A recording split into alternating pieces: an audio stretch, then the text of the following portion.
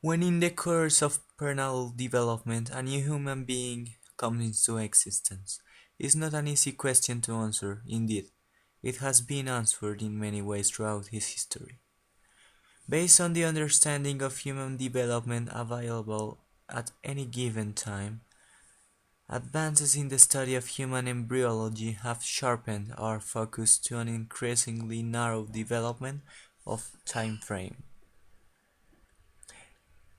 The modern science indicates that the beginning of life occurs sometime after the fertilization of an ovum by a sperm cell.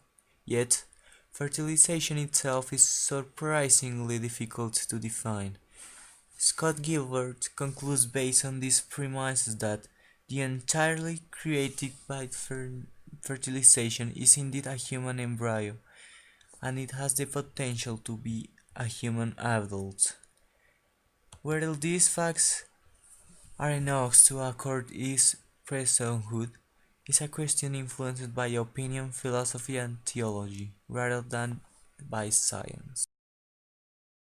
One of the most important issues of biomedical ethics is the controversy surrounding abortion.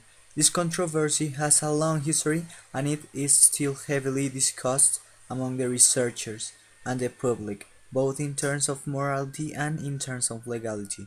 The following basic questions may characterize the subject in more detail. Is abortion morally justifiable? Does the fetus, embryo, conceptus, and zygote have any moral and/or legal rights? Is the fetus a human person and thus should it be protected? What are the criteria for being a person? Is there any morally relevant break along the biological process of development from the unicellular zygote to birth? This list of questions is not meant to be exhaustive, but it describes the issues of the following analysis. The three views on abortion. No, espere, espere. Hay pause porque ese es otro. Porque me toca buscar el material base. Okay.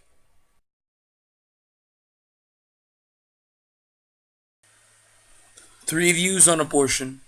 There are three main views. First, the extreme conservative view, held by the Catholic Church. Second, the extreme liberal view.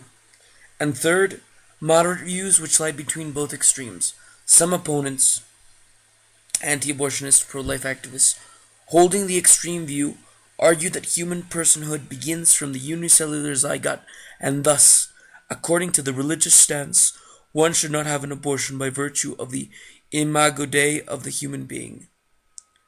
To have an abortion would be by definition homicide. On the other hand, the extreme liberal view is held by proponents.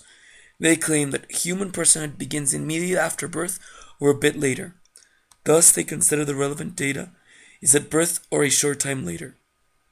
The proponents of the moderate view argue that there is a morally relevant break in the biological process of development, from the unicellular zygote to birth, which determines the justifiability and non-justifiability of having an abortion. According to them, there is a gradual process from being a fetus to being an infant, where the fetus is not a human being, but a human offspring with a different moral status. It is important to note, however, that our ideas about abortion do not exist in a moral vacuum.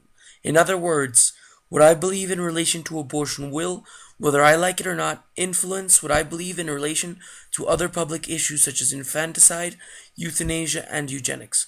Arguments that those who favor even limited access to abortion will unwittingly usher in other moral ills such as infanticide, euthanasia, and eugenics are known as slippery slope arguments. These arguments are not surprisingly hotly disputed by those philosophers who seek to limit themselves to the abortion issue. However, certain philosophers do not appear to have any problem with certain of the consequences of a positive stance on abortion implied by the slippery slope argument. Now that we have spoken about the different positions in modern society regarding abortion, we must ask the following philosophical questions. First, is a fetus a living human being, or is he a separate entity? And if he is a human being, Is it ethical to kill that human being? Philosopher Jared Thompson presents the following thought experiment. It is called The Violinist. In this scenario, you are kidnapped by the Music Lovers Association, and you are connected by a series of tubes to a famous violinist. He will live as long as you are connected to him for 9 months. And in 9 months, he will be fine and he will be able to play beautiful music. According to Thompson, you are not in any moral or ethical responsibility for the violinist, since the violinist is using you to stay alive. Thus, he concludes the same is with pregnancy. Thompson argues that the fetus, while alive, is not truly able to choose whether to live, since it requires an other entity for it to live. Hence, that entity has the right to choose whether or not the violinist lives. In the case of the fetus, the mother is the one who has the right to choose, since she is the one who gives and supports and whose very existence depends on the mother. French postmodern philosophist Michel Foucault argues the following. A human being does not become a true being until it is fully aware and conscious of its own existence and environment, or what he calls a historical ontological perspective. What does that mean? That means that when an individual is capable of recognizing its own consciousness and henceforth its own existence is the moment in which it becomes a being. So we could conclude that a fetus is not a being since it is unable to be conscious of its own existence. It is inadequate.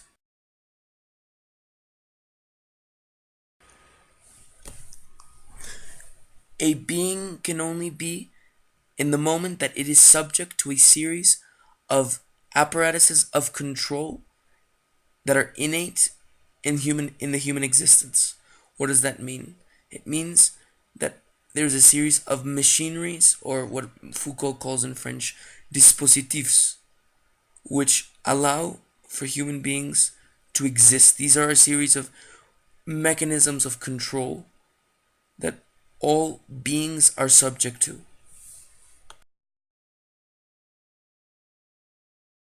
In closing, we can state that the problem of abortion is not a problem rooted in laws or science, but rooted in existential and philosophical basis.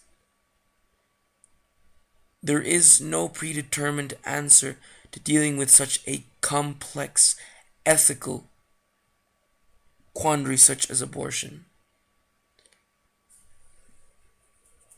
But we can state that there is a wide variety of discussions that can be given around this topic, and we as a species and as a Western culture must not close ourselves off from such an important epistemologically rich and important discussion.